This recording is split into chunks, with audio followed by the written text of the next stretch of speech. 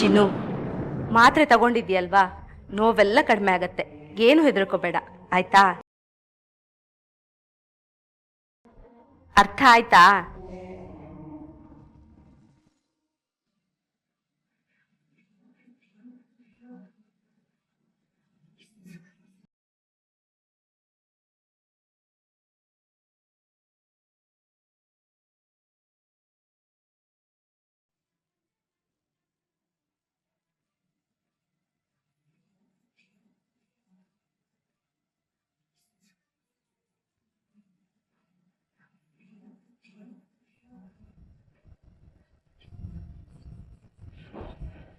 ಕೆಲವು ಸಲ ಹೀಗೇನೆ, ಏನಾದ್ರೂ ಕೇಳಿದ್ರೆ ಏನು ಹೇಳೋದಿಲ್ಲ.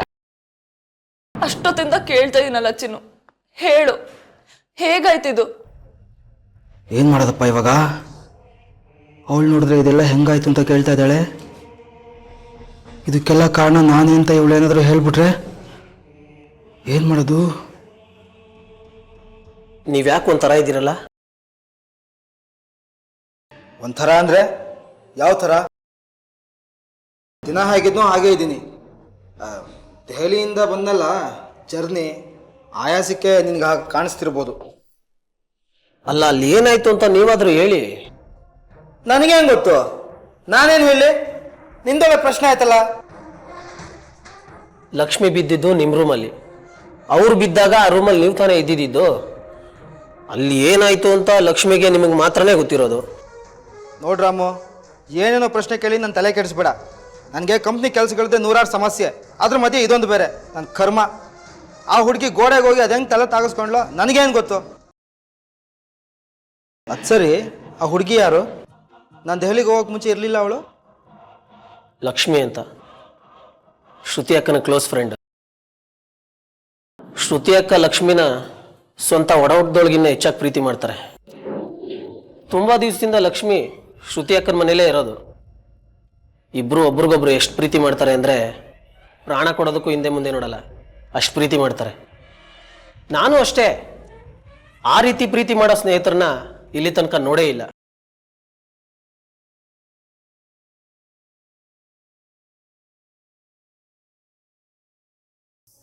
ಈಗ ನಾನು ಆ ಹುಡುಗಿ ಬಾಯಿ ಮುಚ್ಚಿಸ್ಲಿಲ್ಲ ಅಂದರೆ ನಾನು ಬೀದಿ ಪಾಲೆ, ಅದೃಷ್ಟ ಕೆಟ್ಟರೆ ಜೈಲೆ. ಶಿವ, ನೀನೇ ಗತಿನಪ್ಪ.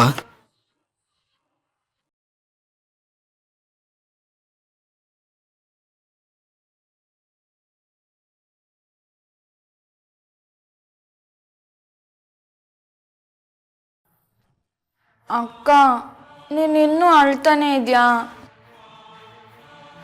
ನಾನು ಹೇಳಿದ್ನಲ್ಲ ಏನೂ ಆಗಿಲ್ಲ ಅಂತ. ಇವಾಗ ಸುಮ್ಮನಿದ್ರೆ ಸರಿ. ನನ್ಗೇನು ಕಣ್ಣಿಲ್ಲ ಅನ್ಕೊಂಡ್ಬಿಟ್ಟಿದ್ಯಾ? ಇದು 3ನೇ ಸಲ ನೀನು ಈ ಥರ ಮಾಡ್ಕೋತಿರೋದು.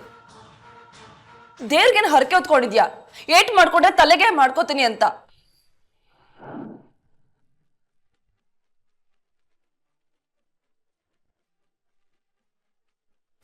ಏನು 3 ಸಲ ತಲೆಗೆ ಏಟ್ ಮಾಡ್ಕೊಂಡ್ಲಾ?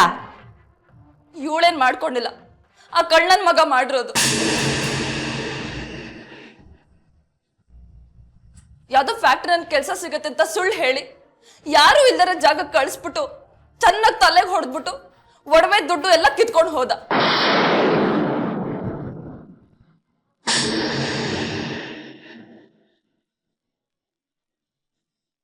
ಚಿನ್ನು ಪ್ರೆಗ್ನೆಂಟ್ ಆಗಿ ಬಿದ್ದಿದ್ಲು.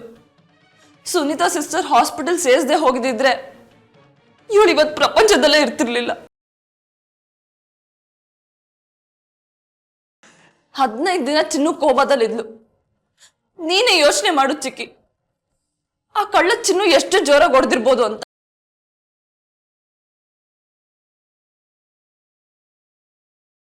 ಅವನ್ ಬರೀ ಕಳ್ಳ ಅಲ್ಲ,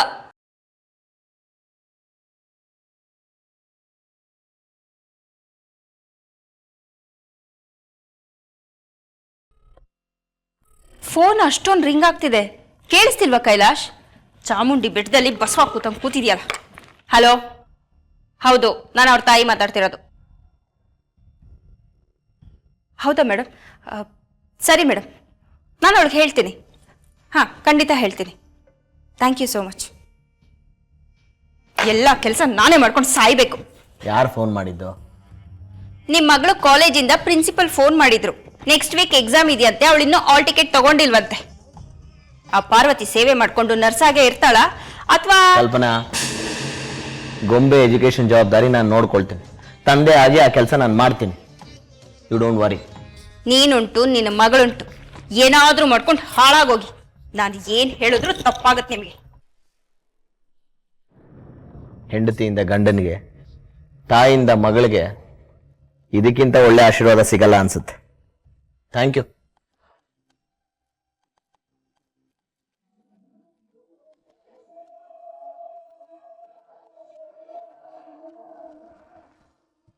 ಅಕ್ಕ, ಈಗ ಯಾಕಕ್ಕ ಆ ಕತೆ ಎಲ್ಲ? ನೀನ್ ಸುಮ್ಮನಿದ್ರೆ ಸರಿ ಚಿನ್ನು. ಆಮೇಲೆ ಚಿನ್ನುಗ್ ಏನ್ ಮಾಡ್ಬೇಕು ಅಂತಾನೆ ತೋರಿಸ್ತಿರ್ಲಿಲ್ಲ. ಏನೋ ನನ್ ಪುಣ್ಯ, ಪಪ್ಪನ್ ಶುಗರ್ ರಿಪೋರ್ಟ್ಸ್ ತರೋದಕ್ಕೆ ಅಂತ ಹಾಸ್ಪಿಟಲ್ಗೆ ಹೋಗಿದ್ದೆ. ಅವಾಗ ಇವಳು ನನಗ್ ಸಿಕ್ಕಿದ್ಲು. ನಾನ್ ಮನೆ ಕರ್ಕೊಂಡ್ ಬಂದೆ. ಮತ್ತೆ ಅದೇ ಕಳ್ಳ ದೇವಸ್ಥಾನದಲ್ಲಿ ಸಿಗಾಕೊಂಡ. ಚಿನ್ನು ನೋಡಿ ಗಾಬರಿಯಾಗಿ ತಳ್ಬಿಟ್ಟು ಹೊಟ್ಟೋದ.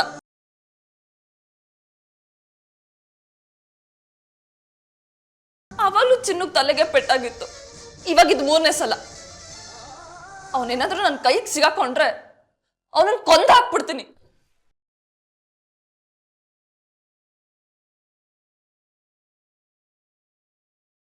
ಅಂತ ಕಳ್ಳರು ಕೊಲೆಗಾರರು ನಮ್ಮ ಸುತ್ತಮುತ್ತನೇ ಇರ್ತಾರೆ. ಆದರೆ ಅವ್ರು ಯಾರು ಅಂತ ನಮಗೆ ಗೊತ್ತಾಗಲ್ಲ ಅಷ್ಟೆ.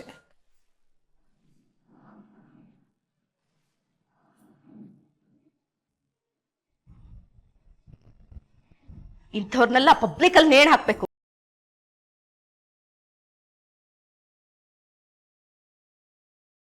ಅಲ್ಲ, ಇವ್ರಿಗೆಲ್ಲ ದುಡ್ಡು ತಿನ್ನಕ್ ಏನ್ ದಾಡಿ? ಕಳ್ಳ ಯಾವತ್ತಿದ್ರೂ ಒಂದಿನ ಸಿಗಾಕೊಳ್ಳೇಬೇಕು. ಗಾದೆನೇ ಇದೆಯಲ್ಲ, ಕಳ್ಳನ ಹೆಂಡತಿ ಯಾವತ್ತಿದ್ರೂ ಮುಂಡೆನೆ ಅಂತ.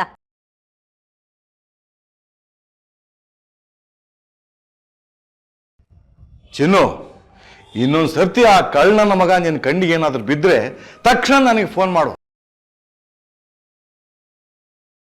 ಅಂಥವ್ರಿಗೆ ಹೇಗೆ ಬುದ್ಧಿ ಕಲಿಸ್ಬೇಕು ಅಂತ ನನಗೆ ಚೆನ್ನಾಗಿ ಗೊತ್ತು. ಅಂಥ ಕಳ್ಳನ ಮಕ್ಕಳನ್ನ ಬೀದಿಯಲ್ಲಿ ಓಡಾಡಕ್ಕೆ ಬಿಡಬಾರ್ದು. ಅಲ್ವೇನೋ ರಂಜಿತ್? ಸಾಕ್ ನಿಲ್ಸಿ.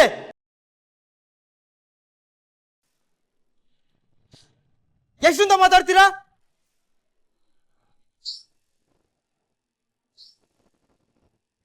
ಆಗ್ಲಿಂದ ಕೇಳಿ ಕೇಳಿ ನನಗೂ ಸಾಕಾಗೋಯ್ತು.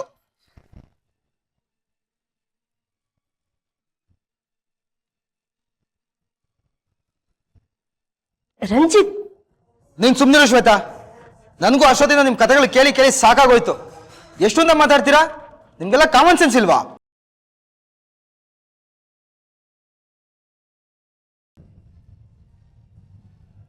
ರಂಜಿತ್, ಯಾಕೆ ಹೀಗೆಲ್ಲ ಮಾತಾಡ್ತಿದ್ದೀರಾ? ನಾವೆಲ್ಲ ಆ ಕಳ್ಳ ಕೊಲೆಗಾರನ ಬಗ್ಗೆ ಮಾತಾಡ್ತಿದ್ದೀವಿ.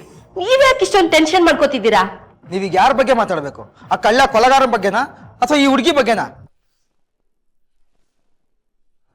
ಯಾವ ಸಂದರ್ಭದಲ್ಲಿ ಏನ್ ಮಾತಾಡ್ಬೇಕು ಅಂತ ಗೊತ್ತಾಗಲ್ವಾ? ಪಾಪ, ಆ ಹುಡುಗಿಗೆ ಈಗ ತಾನೇ ಪ್ರಜ್ಞೆ ಬಂದಿದೆ. ಮತ್ತೆ ಆ ಹುಡುಗಿ ಪ್ರಜ್ಞೆ ತಪ್ಪಲಿಂದ ಮಾತಾಡ್ತಾ ಇದ್ದೀರಾ? ನಿಮ್ಗೆಲ್ಲ ಯಾರು ಬುದ್ಧಿ ಕಲ್ಸಿದ್ದು? ಯಾವ ಸಂದರ್ಭದಲ್ಲಿ ಏನ್ ಮಾತಾಡ್ಬೇಕು ಅಂತ ಗೊತ್ತಾಗಲ್ವಾ? ಸರಿ ಚಿಕ್ಕಪ್ಪ, ನೀವ್ ಹೇಳ್ತಿರೋದೇ ಸರಿ. ನಾವ್ ಅವನ ಬಗ್ಗೆ ಮಾತಾಡ್ಬಾರ್ದಾಗಿತ್ತು. ನಾನೇ ಶುರು ಮಾಡಿದ್ದು. ಹಳೇದೆಲ್ಲ ನೆನಪಾಯ್ತು, ಅದಕ್ಕೆ ಹೇಳ್ದೆ. ಅಕ್ಕ, ಅದು ನೀನ್ ಸುಮ್ನಿರು ಚಿನ್ನು, ಏನೂ ಮಾತಾಡ್ಬೇಡ. ರಂಜಿತ್ ಹೇಳ್ತಿರೋದೇ ಸರಿ. ನಾವೇ ಅವಿವೇಕಿಗಳು. ದಯವಿಟ್ಟು ಯಾರು ತಪ್ಪು ತಿಳ್ಕೊಬೇಡಿ. ನಾವೆಲ್ಲ ಹೊರಗಡೆ ಹೋಗೋಣ. ಪಾಪ ಆ ಹುಡುಗಿ ಶಾಕಿಂದ ಹೊರಗಡೆ ಬರ್ಲಿ, ರೆಸ್ಟ್ ತಗೊಳ್ಳಿ. ಲಕ್ಷ್ಮಿ, ಅಮ್ಮ, ನಾನು ಚೆನ್ನಾಗೇ ಇದ್ದೀನಿ. ನೀವೇನು ಯೋಚನೆ ಮಾಡಬೇಡಿ. ಅಲ್ಲ, ನಾನು ಇಷ್ಟೇ ಹೇಳ್ತಾ ಇದ್ದೀನಿ, ನೀವು ಮಾತಾಡ್ತಾನೆ ಇದ್ದೀರಲ್ಲ.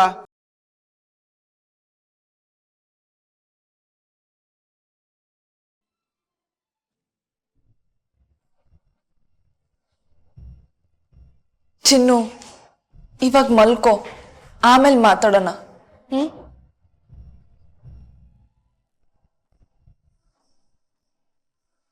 ಅಕ್ಕ, ನಾನು ನಿನ್ ತವ ಸ್ವಲ್ಪ ಮಾತಾಡ್ಬೇಕು. ಹೇಳಿದ್ನಲ್ಲ ಚಿನ್ನು, ರೆಸ್ಟ್ ತಗೋ. ಏನೇ ಇದ್ರು ಆಮೇಲೆ ಮಾತಾಡೋಣ.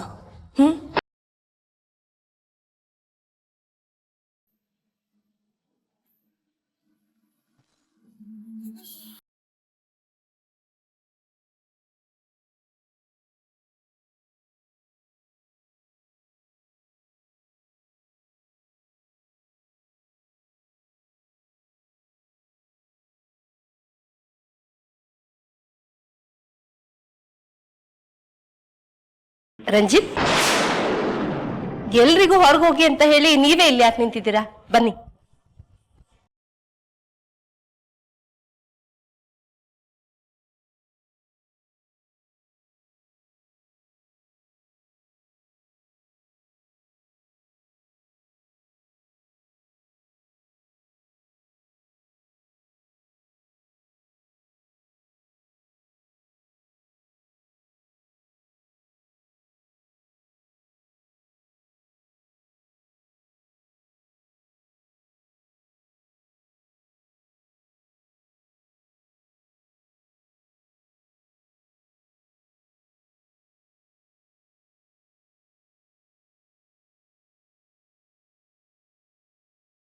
ಗೊಂಬೆ, ಏನ್ ಇಷ್ಟೊಂದು ಯೋಚನೆ ಮಾಡ್ತಾ ನಿಂತಿದ್ಯಾ? ಚಂದು ನೆನ್ಪಿಗೆ ಬಂದಾ? ಬರ್ದೇ ಇರೋದಕ್ಕೆ ಹೇಗೆ ಸಾಧ್ಯ? ನೀನು ದಿನದ 24 ಗಂಟೆನೂ ಅವನ ಯೋಚನೆಲೇ ಕಳೀತಿರ್ತೀಯ ಅಲ್ವಾ? ಇಲ್ಲ ಚಿಕ್ಕಿ, ನಾನು ಚಂದು ಬಗ್ಗೆ ಯೋಚನೆ ಮಾಡ್ತಿಲ್ಲ.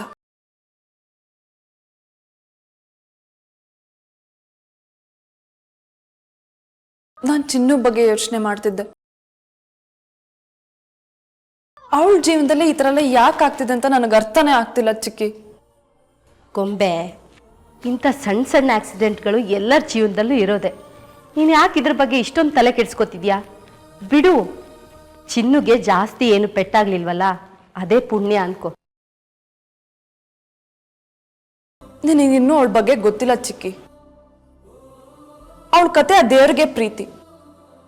ಆ ದೇವ್ರು ಅನ್ನಿಸ್ಕೊಂಡವನು ಅವಳ ಹಣೆನಲ್ಲಿ ಇನ್ನೂ ಏನೇನು ಗೀಚಿದನೋ ಅವನಿಗೆ ಗೊತ್ತಿರಬೇಕು.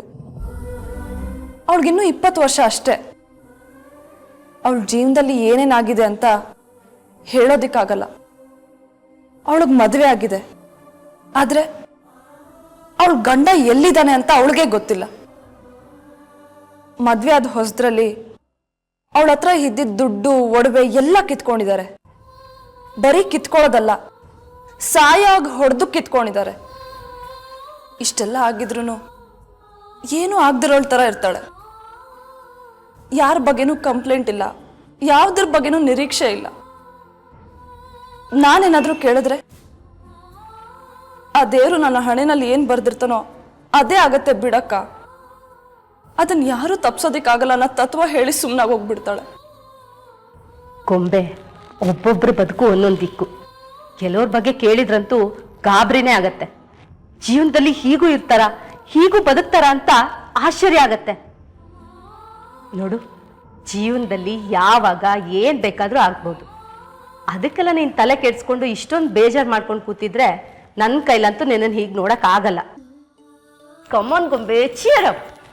ನೋಡು, ಚಿನ್ನು ಜೀವನದಲ್ಲಿ ಏನೇ ಆಗಿರ್ಬೋದು, ಆದರೆ ಈಗ ಅವಳಿಗೆ ನಿನ್ನಂಥ ಒಳ್ಳೆ ಅಕ್ಕ ಫ್ರೆಂಡ್ ಸಿಕ್ಕಿದ್ದಾಳೆ. ಅದವಳ ಪುಣ್ಯ ಅಲ್ವಾ? ಅದು ಅವಳು ಮಾಡಿದ ಪುಣ್ಯ ಅಲ್ಲ ಚಿಕ್ಕಿ. ಅಂತ ಒಳ್ಳೆ ಮನ್ಸಿನ ಹುಡುಗಿ ನನಗೆ ಸಿಕ್ಕಿರೋದು ನನ್ನ ಪುಣ್ಯ. ಕಳೆದು ಹೋದ ನನ್ನ ತಂಗಿ ಮರಳಿ ಬಂದಾಗಿದೆ. ಚಿನ್ನೂನ ನಾನು ಎಷ್ಟು ಇಷ್ಟಪಡ್ತೀನಿ ಅಂದರೆ ಬಹುಶಃ ನನ್ನನ್ನು ನಾನು ಇಷ್ಟಪಡೋದಕ್ಕಿಂತ ಜಾಸ್ತಿ ಅವಳನ್ನು ಇಷ್ಟಪಡ್ತೀನಿ. ಆದರೆ ಅದು ಯಾಕೆ ಅಂತಾನೆ ಗೊತ್ತಾಗ್ತಿಲ್ಲ ಚಿಕ್ಕಿ. ಅವಳು ಬಂದ್ಮೇಲೆ ನನ್ನ ಬದುಕಿಗೆ ಬೇರೆ ಅರ್ಥನೇ ಸಿಕ್ಕಿದೆ. ಇದು ಯಾವ ಜನ್ಮದ ಸಂಬಂಧನೋ, ಯಾವ ಜನ್ಮದ ಋಣನೂ ಬಂದನೋ, ಈ ಸಂಬಂಧಕ್ಕೆ ಏನು ಅರ್ಥ ಕೊಡಬೇಕು ಏನೂ ಗೊತ್ತಿಲ್ಲ ಚಿಕ್ಕಿ. ಚಿಕ್ಕಿ, ಅವಳಿಗೊಂದು ಸಣ್ಣ ನೋವಾದರೂ ನನಗೆ ತುಂಬ ದುಃಖ ಆಗತ್ತೆ. ಅದೇ ಅವಳು ಖುಷಿ ಪಟ್ಟಾಗ ಅವಳಿಗಿಂತ ಜಾಸ್ತಿ ನನಗೆ ಖುಷಿ ಆಗತ್ತೆ. ಆದರೆ ಅದು ಯಾಕೆ ಅಂತಾನೆ ಅರ್ಥ ಆಗ್ತಿಲ್ಲ. ಇದನ್ನೇ ಸಂಬಂಧ ಅನ್ನೋದು ಗೊಂಬೆ.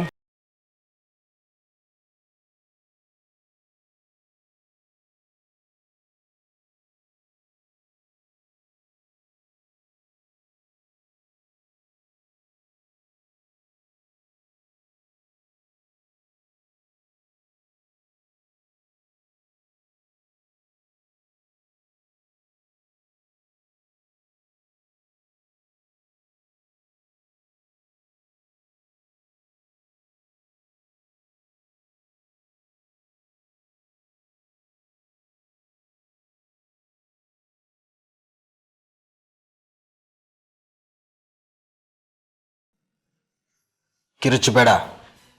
ನಾನು ನಿನಗೇನೂ ಮಾಡಲ್ಲ. ಅವತ್ತು ನಿನ್ನನ್ನು ಕೊಂದು ಹಾಕ್ದೆ, ಒಂದು ತಪ್ಪು ಮಾಡಿದೆ. ಮತ್ತೆ ಇಲ್ಲಿ ನಿನ್ನನ್ನು ಕೊಂದು ಮತ್ತೊಂದು ತಪ್ಪು ಮಾಡಲ್ಲ. ನಾನು ನಿನ್ನ ಜೊತೆ ಸ್ವಲ್ಪ ಮಾತಾಡಬೇಕು. ಕಿರ್ಚಲ್ಲ ಅಂದರೆ ಕೈ ತೆಗಿತೀನಿ, ಇಲ್ಲ ಅಂದರೆ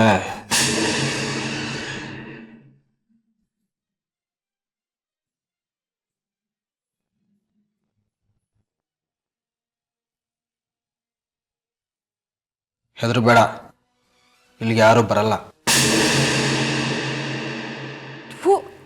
ನಿನ್ ಮನುಷ್ಯ ಅಲ್ಲ, ಮೃಗ. ನನ್ನ ರೂಮಲ್ಲಿ ಏನ್ ಮಾಡ್ತಾ ಇದ್ಯಾ? ಇಲ್ಲಿಗೆ ಯಾಕೆ ಬಂದಿದ್ಯಾ? ನಾನು ನಿನ್ನ ಜೊತೆ ಸ್ವಲ್ಪ ಮಾತಾಡಬೇಕು. ನೀನಂತ ಕೆಟ್ಟ ಮನುಷ್ಯನ ಜೊತೆ ಮಾತಾಡೋದು ಏನೂ ಇಲ್ಲ. ನಿನಗಿಲ್ಲ ಅಂದರೆ ನನಗಿದೆ. ನಿನ್ನ ನಡುವೆ ಏನೇನು ನಡೀತೋ ಅದನ್ನು ಯಾರಿಗೂ ಏನು ಹೇಳ್ಕೊಡ್ದು. ನನ್ನ ಬಗ್ಗೆ ನೀನು ಬಾಯಿ ಮುಚ್ಕೊಂಡಿರಬೇಕು. ಸತ್ಯನ ಯಾರು ಮುಚ್ಚಿಡಕ್ಕಾಗಲ್ಲ. ಸತ್ಯ ಕೆಂಡ ಇದ್ದಂಗೆ. ಒಂದ್ಕಿತ ಗಾಳಿ ಬೀಸಿದ್ರೆ ಕೆಂಡ ಕಾಣೆ ಕಾಣುತ್ತೆ. ನೀನ್ ನನ್ನ ಹೆದರ್ಸಿ ಬಾಯಿ ಮುಚ್ಚಕ್ಕಾಗಲ್ಲ. ನನಗೆ ಗೊತ್ತು, ನಾನು ನಿನ್ನ ಬಾಯಿ ಮುಚ್ಚಕ್ಕಾಗಲ್ಲ ಅಂತ ಚೆನ್ನಾಗಿ ಗೊತ್ತು. ಆದರೆ ನೀನು ಹೇಳೋ ಸತ್ಯದಿಂದ ಆಗೋ ಲಾಭ ಆದ್ರೇನು? ನೀನು ಹೇಳೋ ಒಂದೇ ಒಂದು ಸತ್ಯ ಸುಂದರವಾಗಿರೋ ಈ ಮನೆನ ಸುಟ್ಟು ಸುಡುಗಾಡು ಮಾಡಿಬಿಡುತ್ತೆ. ಅದು ನಿನಗೆ ಗೊತ್ತಾ? ನಾನು ನಿನ್ನನ್ನು ಸಾಯಿಸೋದಕ್ಕೆ ಪ್ರಯತ್ನ ಪಟ್ಟೆ. ನಾನೊಬ್ಬ ಕೊಲೆಗಾರ ಅಂತ ಗೊತ್ತಾದರೆ ದೇವತೆ ಅಂತ ನನ್ನ ಹೆಂಡತಿ ಸತ್ತೇ ಹೋಗ್ಬೋದು. ನೀನು ಹೇಳಿದ ಸತ್ಯದ ಕಾರಣಕ್ಕೆ ಅವಳ ಸಾವಿನ ಪಾಪದ ಹೊರೆಯನ್ನು ನೀನೇ ಹೊರಬೇಕು. ನಗ್ನಗ್ತಾ ಇದ್ದ ಮನೆ ಕಣ್ಣೀರ ಸಾಗರ ಆಗೋಗುತ್ತೆ. ಆ ಪಾಪದ ಫಲನೂ ನಿಂದೆ. ನೀನು ಸತ್ಯ ಹೇಳಿದ್ರೆ ನನಗೆ ಶಿಕ್ಷೆ ಆಗ್ಬೋದು. ಆದರೆ ನಾನು ಮಾಡಿದ ಪಾಪಕ್ಕೆ ಪಾಪ ಈ ಮನೆಯವರೆಲ್ಲ ಯಾಕೆ ಶಿಕ್ಷೆ ಅನುಭವಿಸ್ಬೇಕು ಅಲ್ವಾ ಲಕ್ಷ್ಮಿ? ಒಬ್ಬ ಕೆಟ್ಟವನಿಗೆ ಶಿಕ್ಷೆ ಆಗದೇ ಇದ್ರೂ ಪರವಾಗಿಲ್ಲ, ಆದರೆ 10 ಜನ ಒಳ್ಳೆಯವ್ರಿಗೆ ಶಿಕ್ಷೆ ಆಗಬಾರ್ದು. ನನ್ನ ನಿಜವಾದ ಬಣ್ಣ ಬಯಲಾದರೆ ಅಬ್ಬಬ್ಬಾ ಅಂದರೆ ನನ್ನ ಅತ್ತೆ ಮಾವ ನನ್ನ ಒದ್ದು ಹೊರಗಾಕ್ಬೋದು. ಅದರಿಂದ ನೀನೇನು ಸಾಧಿಸ್ದಾಗಾಯ್ತು ಹೇಳು? ಶ್ವೇತಾ ಮುಖ ಜ್ಞಾಪಿಸ್ಕೊ. ನಿನ್ನ ಕಾರಣಕ್ಕೆ ಪಾಪ ಅಂತ ಮುಗ್ಧ ಹುಡುಗಿ ಜೀವನ ಪೂರ್ತಿ ಕಣ್ಣೀರಲ್ಲಿ ಕೈ ತೊಳಿಬೇಕಾ? ಇದು ಯಾವುದು ಆಗಬಾರ್ದು ಅಂದರೆ ನೀನು ಒಂದೇ ಒಂದು ಸಣ್ಣ ಕೆಲಸ ಮಾಡಬೇಕು. ನನ್ನ ಬಗ್ಗೆ ಯಾರಿಗೂ ಹೇಳಬಾರ್ದು.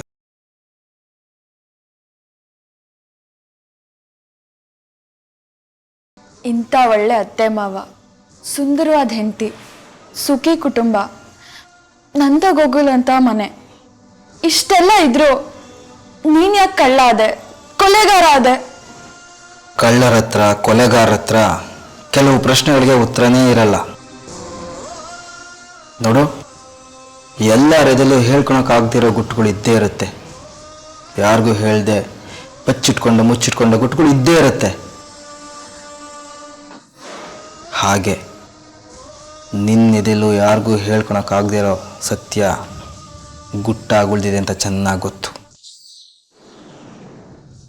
ಏನೇ ಮಾಡು, ಆದರೆ ಅದರಿಂದ ಯಾರಿಗೆ ಲಾಭ ಯಾರಿಗೆ ನಷ್ಟ ಅಂತ ಯೋಚನೆ ಮಾಡು.